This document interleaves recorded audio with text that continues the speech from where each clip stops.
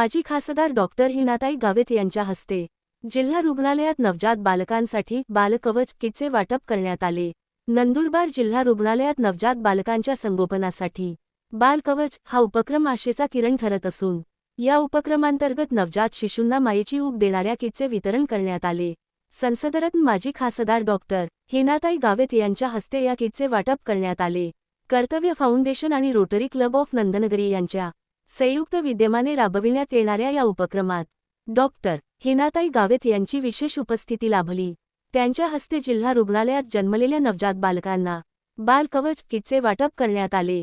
या उपक्रमाचे विशेष वैशिष्ट्य म्हणजे रुग्णालयात प्रसूती झालेल्या प्रत्येक महिलेला डिस्चार्जच्या दिवशी हे किट पूर्णपणे विनामूल्य दिले जाते। या किटमध्ये बाळासाठी आवश्यक असलेल्या गादी, तकिया, मच्छरदाणी, ड्रेस आणि ब्लँकेट अशा अत्यावश्यक वस्तूंचा समावेश आहे, ज्यामुळे नवजात बालकांच्या आरोग्यदायी संगोपनाला मोठा हातभार लागत आहे।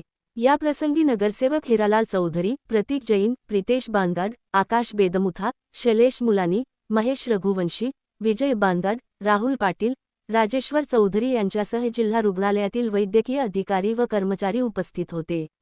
बालकवच उपक्रमामुळे गरजू कुटुंबांना दिलासा मिळत असून नवजात बालकांच्या सुरक्षिततेसाठी हा उपक्रम प्रभावी ठरत असल्याची भावना उपस्थितांकडून व्यक्त करण्यात आली। सातपुडा मिरर न्यूज नेटवर्कचे YouTube channel subscribe, like, share, comment करा।